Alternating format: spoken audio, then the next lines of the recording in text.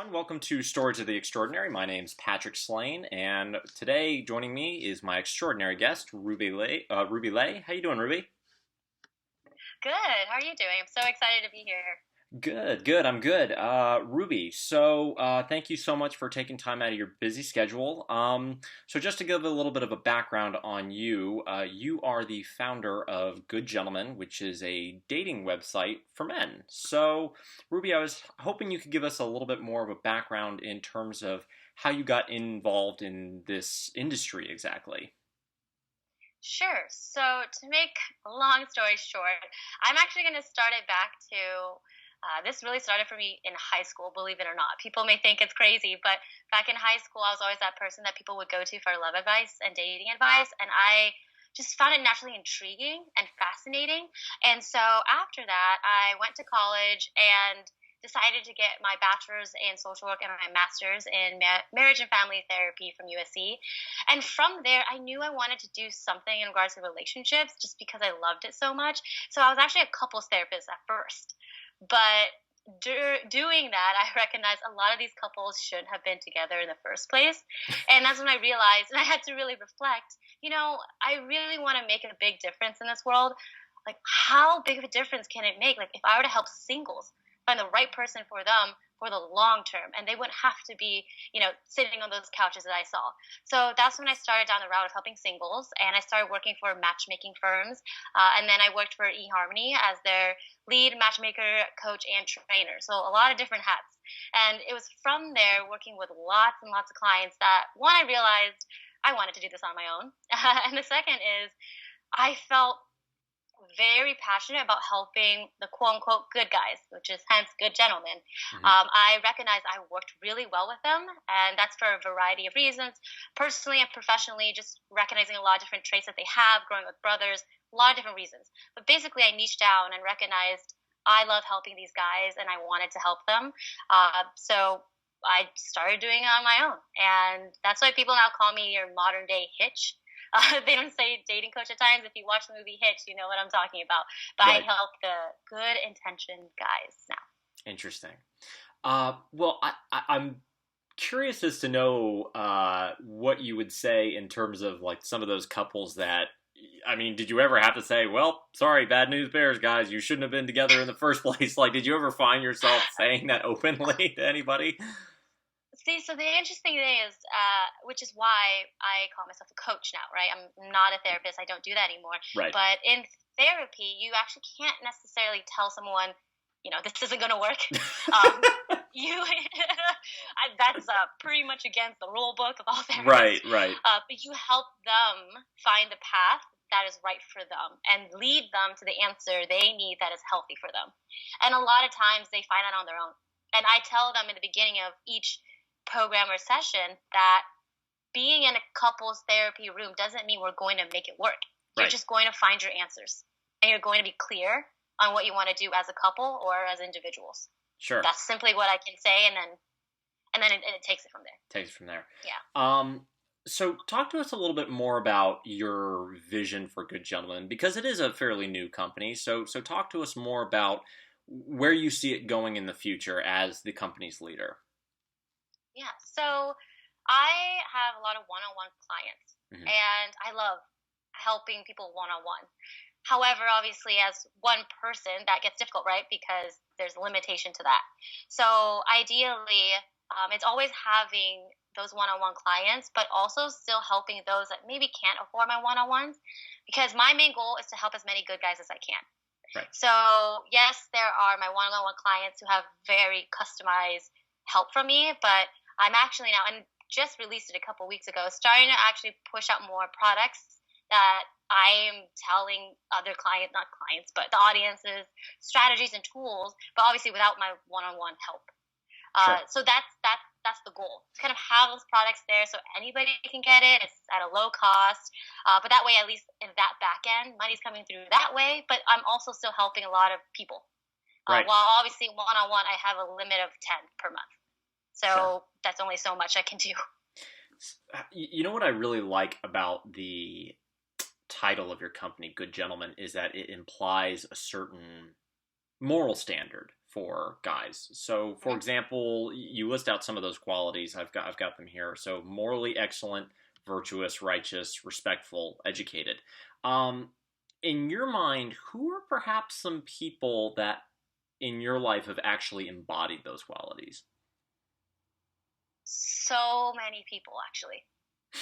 so So I could list celebrities. I could list people I've even met at my events, which Sure. by the way I host mixers too. Mhm. My clients are good guys, but maybe they're just missing, let's say, the confidence to get out there and date. But I really feel the men that are closest to me in my life, from my dad to my brothers to my own boyfriend, like they're all these really good men.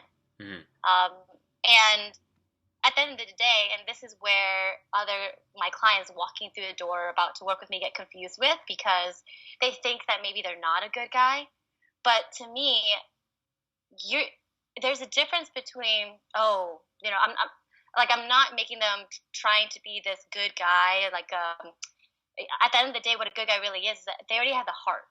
They Mhm. have morals, they have values, Right. but maybe life hasn't been easy on them and dating hasn't been easy on them, so they've lost confidence or they've lost hope. But Sure. that doesn't mean that they're not a good guy. It's just kind of pulling them up there.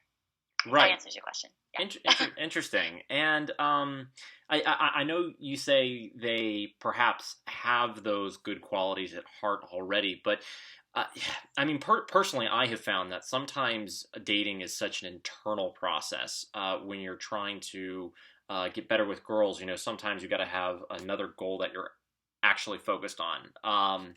Do you ever find yourself when you're trying to help your clients focus on not to say uh, more important things, but do you ever find that you are perhaps helping them improve in other areas of their life so they are also working on those qualities as well? Does that make sense? Absolutely. Yes, absolutely. And if they are progressing and listening to the strategies and tools that I provide, Hmm. I actually start seeing them report back to me about other parts of their life. Like, oh, Ruby, I got a new fitness coach now, or I'm going more to the gym, or I just got a raise at work, or I realized I hate my job and I quit it. And I Yeah. am already applying for a new one, and I can tell I love it. Like I'm seeing, because we're my clients and I, the one-on-ones, we're pretty close in general, so they tell me a lot about other parts of their life. Hmm. But absolutely, because the core of all of that and the foundation of dating Right. is confidence and valuing who you are and your worth. And and this and it sounds cheesy, ironic, whichever you call it, but really loving yourself. I mean, that's the main key. Right. Because if you're not proud of who you are and you don't love who you are, then it's very difficult for someone else to do that, or it allows somebody else to take advantage of you Of course. if you don't even know your worth, right? So I think just naturally by working through dating, like through the dating lens, they recognize their own value, and then they recognize, oh, I'm not being valued at work. Hmm. I'm actually not happy with how my body looks, or I'm not happy with my health too. So I should probably do something with that. So that's kind of how it stems into it. Interesting. And I would. It's so clear that with dating, so much rejection is a part of the process. So I'm really curious as to how you deal with guys that perhaps are experiencing so much rejection that it's really beginning to weigh on them, and they perhaps at times lash out because they're just so frustrated. How do you rein in that frustration? Because again, like we talked about, being a good guy is about having a good heart, and lashing out of a woman that you just approached is not a good guy quality. No, yeah. So the first word, and I will only continue this word, is mindset, mindset, mindset. Mm. Now, how I deal with that resistance is my clients know I'm very straightforward. I don't sugarcoat anything. I'm very honest. So if they stay in this negative hole, Hmm. I'm very straightforward. What are you doing? Get out of there. Like, Right. this isn't good for you. Stop. And sometimes, yes, I get to the point where it's like, you're now wanting everyone to feel bad for you. What is that point? It's not going to help you at all. And when I say mindset, usually what I work through is first I have to dig into the core Right. of where that's stemming from or what that hurts the most, because awareness is so key. And allowing yourself to say, I feel a certain way, And that's okay, but you have to be aware that you're even letting these past experiences affect your current, right? And recognizing that that's what's happening. But I think the key there is recognizing what is the goal here? Like, what is the goal? If you still have the goal to get into a long term relationship, having those thoughts aren't going to help you. If anything, it's going to bring you down even more. Right. And that's when I say, so if you have that same goal, do you still want to be in a relationship? Okay, then you're also going to have to listen to me and my strategies. You're going to have to go back to what we just talked about a couple weeks ago. I'm trying to help you here, but there's obviously so much that I can do. But I think a lot of it is stepping back, letting them be aware of how much they're getting in their own way, because that's just the honest truth. Right. Yes, that is the past, but it's not fair for you to use the past to judge potentially someone in your future. Exactly. And I always reflect it back to them, vice versa, right? Like, you don't want that to happen to you. How many women out there say they've been with like douchey guys, right? And how guys are awful. Yeah. And then they meet him, let's say they meet you, and then you get treated that way, and then all of a sudden you're mad at her, but she's mad at you because of past experiences. So we're just humans, and it's happening to everybody. But the best we can do is recognize your own control, right?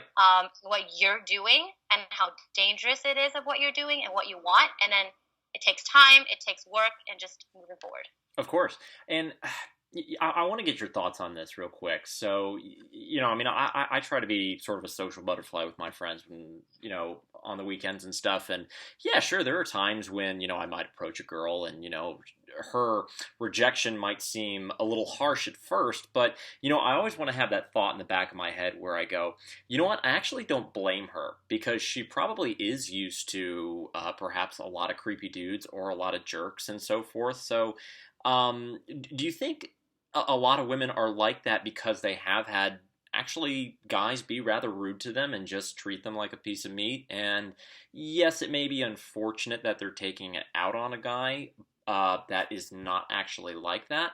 But I suppose what I'm trying to say is, do you think it's a defense mechanism? I'm curious to get a woman's perspective.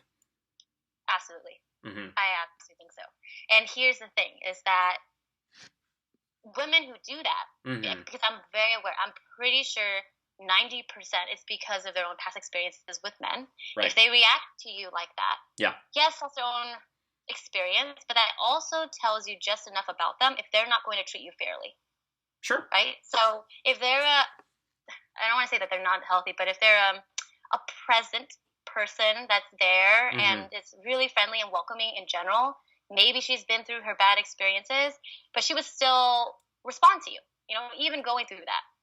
Right? So I always tell my guys, like, if you get rejected, that's not the right person for you anyways, because she didn't even give you the time. Like, the right person would at least give you the time and hear you out and not let her past experiences affect the person who she is today.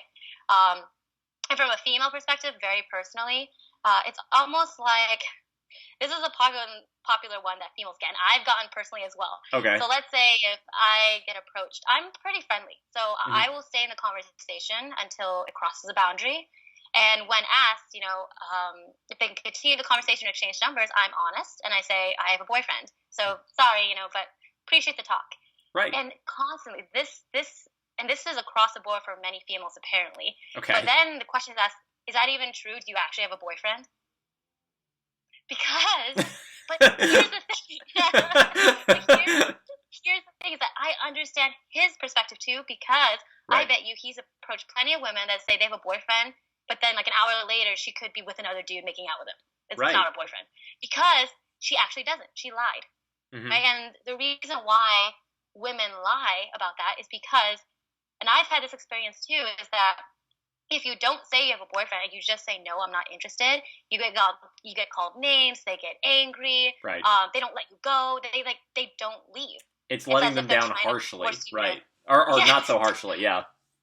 Right, but for some reason the boyfriend card, maybe, I don't know, they just respect if there's a third person involved, right? Respect a person, I think, but and that's unfortunate. So men get mad at women for lying, but they're not understanding that point of view, while women get mad at men, but I'm seeing the point of view of, I can see why he asked that. Right. It's just, for a person that's telling the truth, it's not very nice to be questioned either of that. So sure.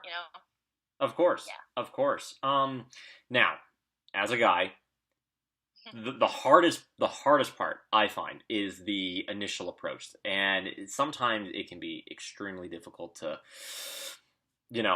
gather up the courage to go to that pretty girl at the bar and figure out, oh gosh, what am I going to say? But my question deals more with what to do if she is receptive to your conversation, and how do you keep the conversation going? Obviously, ask questions, but I notice for myself, for example, I tend to go into interview mode personally, and ask 21 questions, and like I've plenty of times I've had girls say to me, "Is this an interview?" And I just say, "Yeah, actually, yes, it is." You're applying for the dog mom walking position or something like that. Just try to play it off, be silly about it. But yeah, how do you keep that conversation going? And moreover, for myself, how might I keep it going without going into interview mode?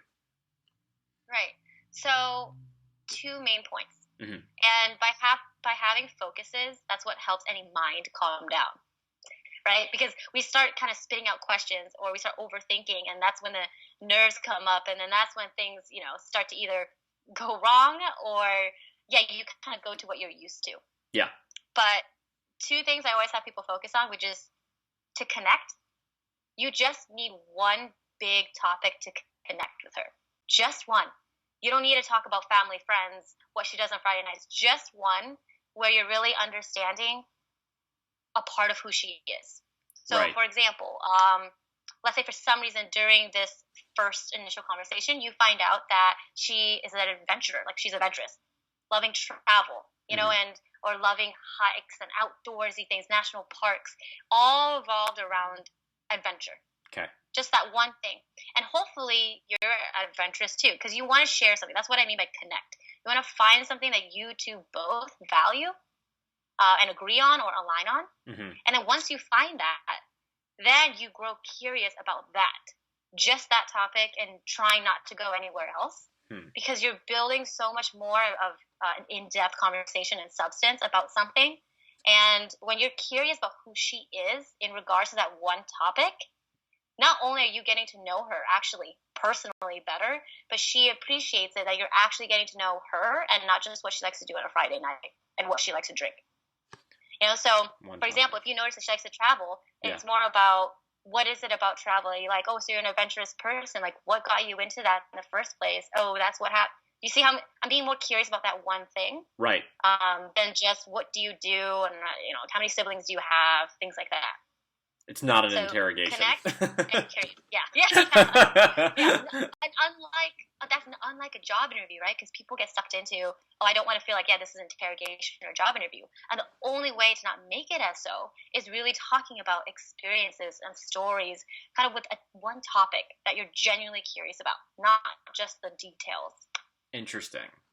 Now I'm So really connect and curiosity. connect and curiosity. Now I'm really curious as to get your whole philosophy and mindset when it comes to texting, because this can either make or break if you're going to even go out with her, whether you're going to get second dates, third dates, so on and so forth. Because I've heard people say that, what a great way to treat the phone is by treating it like it's your device to make appointments, right? So this way you prevent yourself from talking too much, talking too little, be direct, and so forth. But I'm really curious as to get your mindset. Do you have any perhaps do you perhaps have a different perspective on that? Slightly. Okay, I think the important topics should be saved for in person or on the phone. sure. And when I say important, they're more about the things that matter to you, right? Those shouldn't be shared via text. And if they're about to, you can say, "Oh, I'd want to hear that on our next date." I don't want to hear that the next time we see each other. One, that saves it in like the back of your head, getting in that next date. Right. But also for me, with texting, I've always said everyone's different. Hmm. That's the hard part. Everyone's a different texter, right?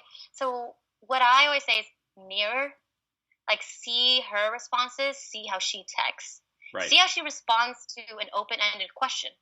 Like when I say open-ended, it's like, oh, so what is it that you enjoy about Pilates and yoga so much? Very random. But let's say she said, I came out of yoga and class.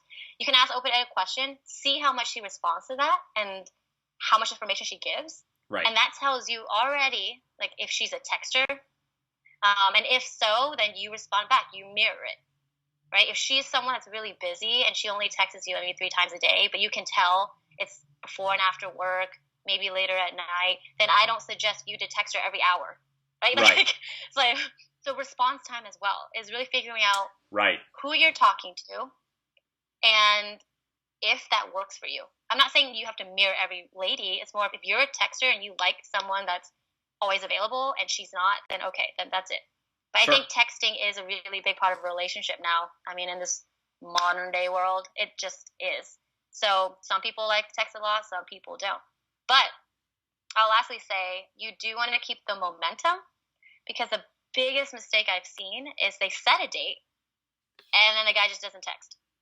And then a week goes by and he says, hey, are we still up for tomorrow? And there's a 50-50 chance. And she'll be like, oh, something came up, or can we rain check? Or she'll follow through. Because women will go off and do their own things and they're going to forget about you. So keeping the momentum just enough where you're still on her mind. You don't have to talk a lot. Just like a, hey, I'm still here. I'm the interested guy. Right. But keeping that up and the next date, and so on. So do you believe in confirming dates? Out of curiosity, like, I mean, I've heard people say that if you confirm, that actually gives the girl a chance to back out and say, oh, whatever. Actually, I can't. Whatever. It leaves it up in the air on her end. Do you think differently?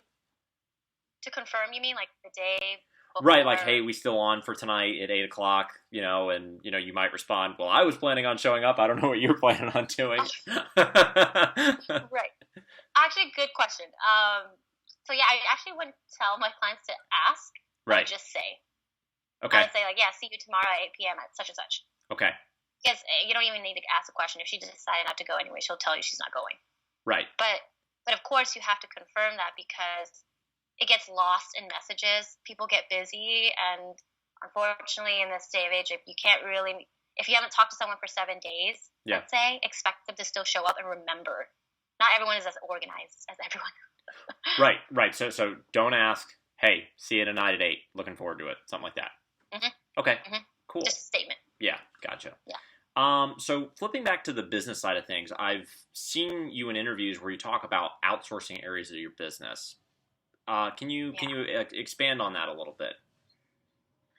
So, my priority right now are my events. Mm-hmm. Recognizing that events obviously take a lot from me because I'm the host and I'm the only host. Right. So the one thing I want to do, and I cover the SoCal area, so it's not just in my city. Okay. So what I'm trying to do now is build a team where they can host events without me.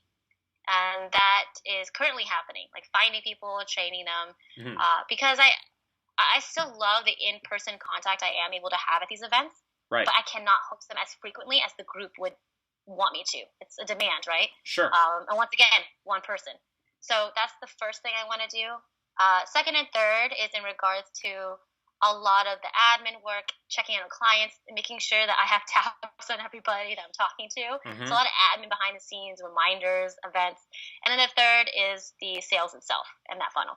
Right. So those are the top 3 things that would be next for me to focus on. But first one is events for sure, just because it requires literally my body to be there. So as an introvert, that gets a little difficult for me to always do all the time. Right. Can you talk to me a little bit more about some of these gatherings that you do, some of these events? Yeah. So I host events my events are called Single Social Introverts.